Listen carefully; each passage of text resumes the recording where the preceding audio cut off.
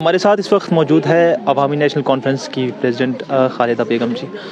خالدہ بیگم جی، کشمیر کی جو سیاست ہے، اس کی جو ہسٹری ہے، اس کی جو ماضی ہے، اس پہ ایک گہری نظر رکھنے والے ہیں اور اس کو بخوبی اپنی آنکھوں سے، ایک آئی وٹنس سے اس کو اپنی آنکھوں سے دیکھا ہے۔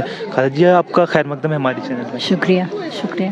سب سے پہلا جو بڑا سوال وہ یہ ہے اور جو امپورٹنٹ ہے کہ سب سے پہلے کشمیریوں کے ساتھ کچھ وعدے کیے گئے تھے 1947 سے لے کے تب تک، تو ان وعدوں پہ کہیں نہ کہیں دیکھا گیا کہ بیک آف کیا گیا۔ جس طرح سے 1947 میں ایک وعدہ کیا گیا تھا، آپ نے کہا کہ آرٹیکل 370 بھی ایک وعدے کی طرح ہی ہم ایک برج تھا، تو وہ پھر اس کے اوپر بیک ٹریک کیا گیا، وہ اس وعدے سے مکر گئے، تو آپ کے اس پہ کیا تبصرات؟ یہ تو صحیح بات ہے، وہی ایک برج تھا، وہ برج بھی انہوں نے خود ہی توڑ دیا۔ اب یہ کہتے ہیں نہیں ہم ہیں اور ہمارا یہ سب کچھ ہے، وہ کیسے؟ وہ تو برج ہی توڑ دیا آپ نے وہ یہاں پہ وہ تعلقات ہی نہیں رکھے۔ لوگوں پہ اتنا ظلم ہوتا ہے، لوگوں کے اوپر اتنا ستم ہوتا ہے، یہاں پہ معصوم بچوں کو اٹھا کے لے جاتے ہیں، کئی بار کسی بچے کا کوئی قصور بھی نہیں ہوتا، لیکن اپنی ترقیوں کے لیے پولیس والے، آرمی والے اٹھا کے لے جاتے ہیں۔ تو جب ایسا ظلم و ستم ہوگا تو پھر کون ساتھ چلے گا کس کے؟ بہت دیر تو نہیں لوگ سہ سکتے۔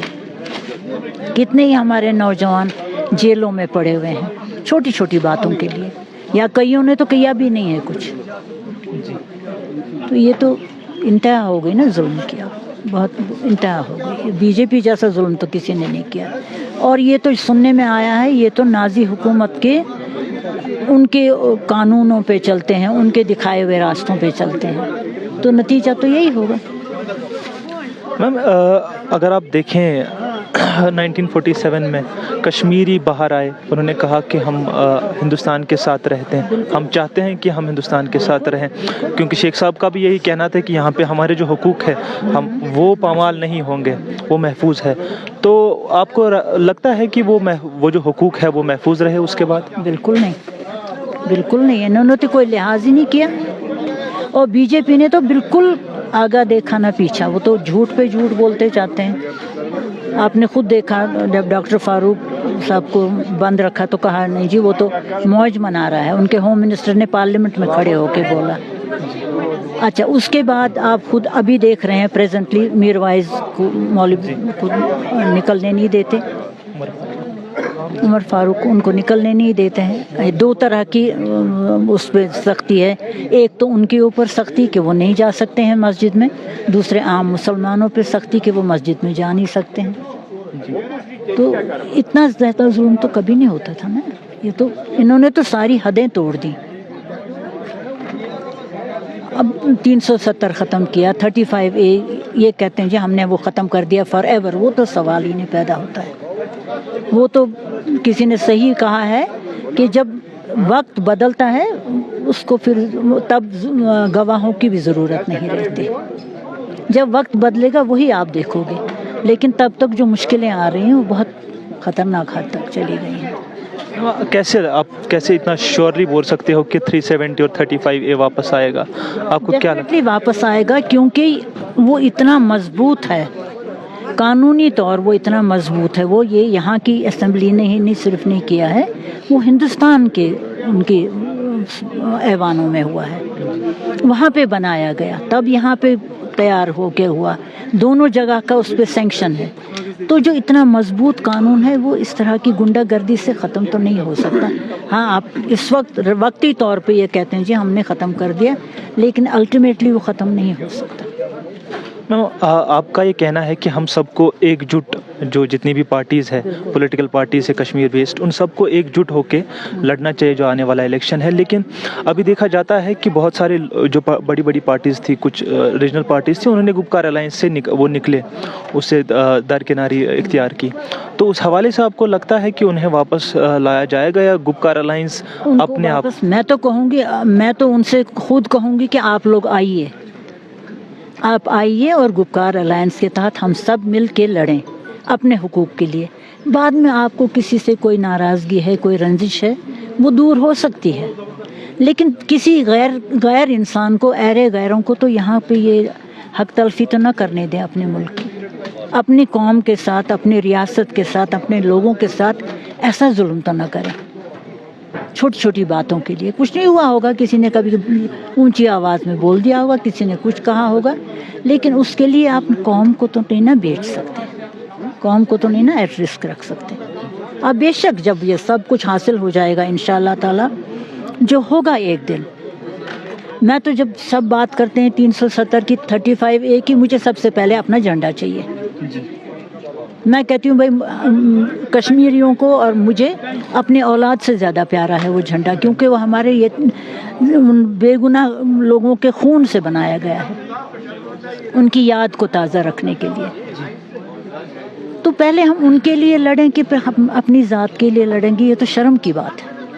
मैम क्या लगता है मेरा बस चले, मैं खुदा की कसम आप खा के आपसे कहती हूँ, मैं खुद जाऊँ उनके पास, या हो सकता है कोई वक्त आए मैं खुद जाऊँ उन सब के पास कि आइए हम सब मिल के अपना हक वापस लें। बाद में आप बेशक लड़ाइयाँ करिए, कितनी करनी है ज़रूर करिए शौक़ से।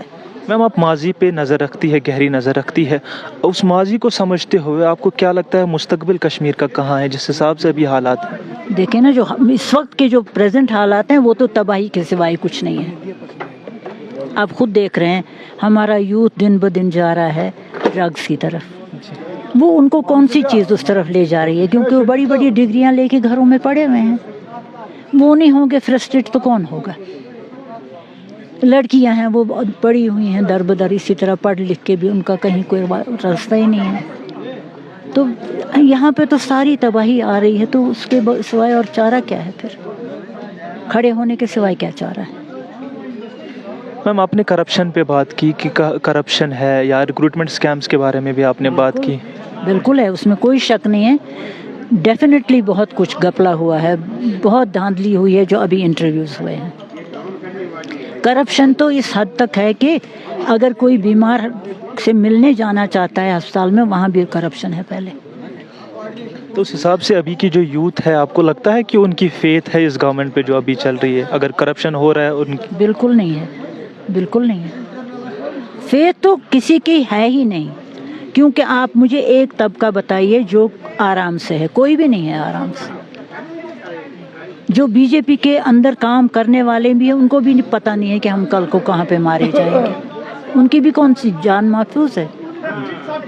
आप मुझसे पूछें, जब मैं देखती हूँ, अभी देखें आप लेटेस्ट जो हुआ अभी जो राजौरी में हुआ, जितना दुख मुझे अपने नौजवानों को हुआ जो वहाँ पे मारे जाते हैं, घरों में जाते हैं, उनकी बेसतरी करते हैं, बेहुरमती करते हैं, मारे जाते हैं, खुदा की कसम मुझे उतना ही दुख हुआ उन नौजवानों को देख के जिनकी तस्वीरें उनमें आई, क्योंकि उनके तो कोई किसी आज़ादी की ज़रूरत नहीं, किसी चीज़ की ज़रूरत नहीं। वो अपने आल वयाल के लिए, माँ बाप के लिए, चार पैसे कमाने के लिए आए, वो भी मारे गए इन दो के झगड़े में, फजूल में। वो कुर्बान होते हैं बेकार में, अगर देखा जाए वो भी कुर्बान होते हैं सिर्फ चंद टकों के लिए। हम तो फिर भी कुर्बान होते हैं, मारे जाते हैं, हमारा कोई मकसद है। उन बेचारों को तो मकसदों का कोई पता ही नहीं अपनी भूख के सिवाय। मैम वक्त की कमी है इस वक्त, जाते जाते आपसे एक आखिरी सवाल रहेगा कि मशवरा क्या देना चाहेंगे आप, कौन सा मैसेज देना चाहेंगे कौम को, कश्मीरियों को और मौजूदा हुकूमत को भी, उनको भी क्या मशवरा देना चाहेंगे? अपनी कौम को तो मैं यही मशवरा दूंगी कि अपने सारी नाराज़गियाँ, रुकावटें सब ख़त्म करके आप लोग एक हो जाइए। जिस तरह 31 में सब खड़े हो गए, महाराजा तक को यहाँ से जाना पड़ा, वो किस चीज़ ने किया? जब सब इकट्ठे हो गए। इकट्ठे होने में ताकत होती थी, ताकत हो है मिल के चलने में ताकत है। आप चलिए मिल के, बाद में आपको मुझसे कोई शिकायत है निपटा लें, बाद में किसी और से शिकायत है निपटा लें बाद में, लेकिन अभी अपने आप को बड़े बड़े अज़दाहों से तो बचाएं, अपनी कौम को तो बचाएं, अपने मुल्क को बचाएं, अपने जो हमारे कानून थे, अपने झंडे को बचाएं। मेरा तो उनसे यही कहना होगा कि आप इसके सिवाय और कोई रास्ता नहीं है। हम इकट्ठे हो जाएंगे, हमें तोपों की भी ज़रूरत नहीं है, बंदूकों की ज़रूरत नहीं है, किसी चीज़ की ज़रूरत नहीं रहेगी, सिर्फ एक आवाज़ की हमारी, जो मिल के उठाएंगे हम। खैर हमें वक्त देने के लिए बहुत बहुत शुक्रिया। तो ये थी बेगम खालिदा बेगम।